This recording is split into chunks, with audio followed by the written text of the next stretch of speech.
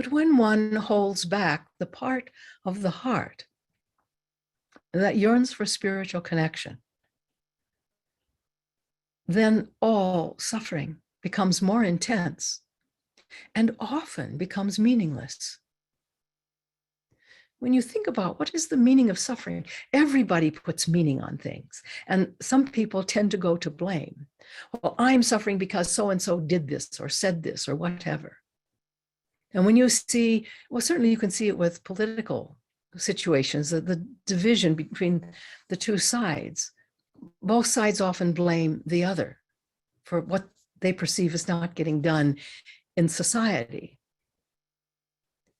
or what is not getting done for the people who comprise that society. Now, as habit has it, one side will care more about perhaps financial and economic progress. Another side will care more about humanitarian progress. And what we need is to strike a balance, you see, of head and heart. But I'd like all of you to think for just a moment about how you reach out to the divine. Do you see it? If so, where? Now, those of you who live more in rural areas, I think in some ways it's easier. Just to be in a very dense urban area, the fact that so many people are packed into that area creates a kind of stress. And people who live in dense urban areas have to find a way to transcend the pressure of that stress.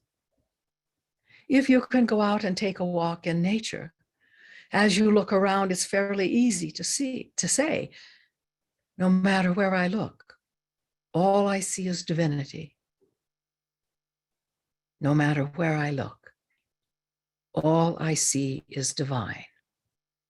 You could say that's kind of the mantra of the mystic. Some actually use something similar to that to put their mind where they want it to be. But you see, if you are to transcend the suffering you experience, you have to have connection with something that is a much bigger, a much vaster picture than simply the world you experience. It's full of chaos and, may I say, craziness. Sometimes that chaos and that craziness gets played out in relationships, one-to-one relationships, as well as vaster relationships, let's say of the right to the left or whatever. But in the playing out, there is so much judgment. There is so much aversion and so much greed. And these are the real sources of pain and suffering. The tendency, I think, to believe that the mind is right is another source of pain. Because, you're always going to run into people who don't agree with that. Whatever it is, it could be a spiritual perspective, could be a political perspective, could be a financial perspective, could be a perspective on what education is about, or even how to treat migrants. And right now, the world is in a migration crisis. Many people have no homes, and it's not just Ukraine. That's a very visible situation where people's homes have just been leveled.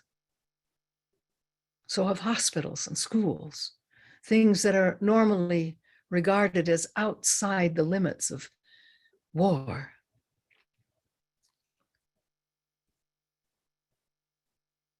So while it is important to focus on those in another place who are suffering, you have to also look within. And you have to find the internal tyrant, that voice that makes you wrong or criticizes you or is harsh with you when you're having a difficult day. That voice that seems to come out of nowhere, but also never seems to want to leave. That is perpetually telling you what's wrong with what you're doing. And if you feel that voice enough, then it trains your mind to mainly see what everyone else is doing that's wrong. And so the first thing you know, the mind is filled with what's wrong with this and what's wrong with that and what's wrong with this. Even something like, in the US, there was a bill before Congress to make daylight savings time, the hour earlier, the official time. Oh, did this bring out people saying, what's wrong with it? Children get hurt when they go to school in the dark. That's one thing that's wrong with it. Another is, it throws off the circadian rhythms or rhythmic balance. Well, as far as the circadian cycles go, they do exist. That's true. But we're talking about an hour here. Think about people who move to a culture on the other side of the world and have to change their time configuration by 12 hours. Guess what? They adjust. An hour is not that much to adjust to. What I know is that, well, at least for some of my students, if suddenly, let's say you go to bed every night at 10 p.m., and we'll just use that arbitrary time.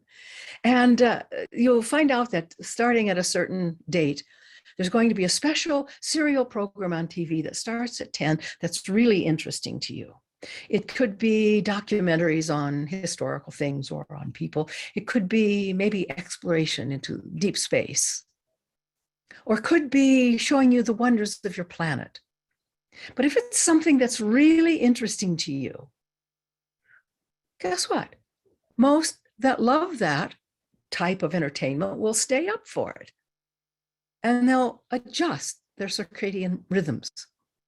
And so just notice when the mind starts to do that, starts going to say, what's wrong with everything?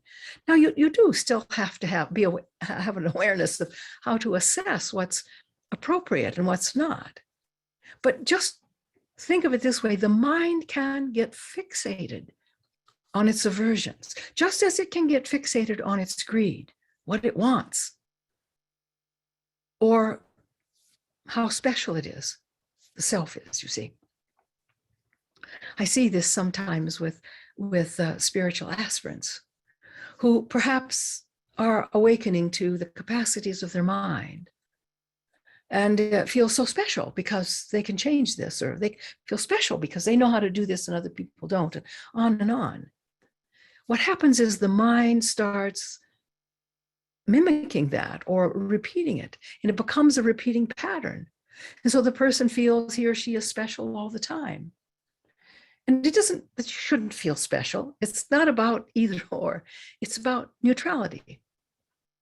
Coming to understand what it is to simply be human, but to be all it is possible to be as a human. And to do that, or to reach that level of personal development, everyone has to reach out to the divine.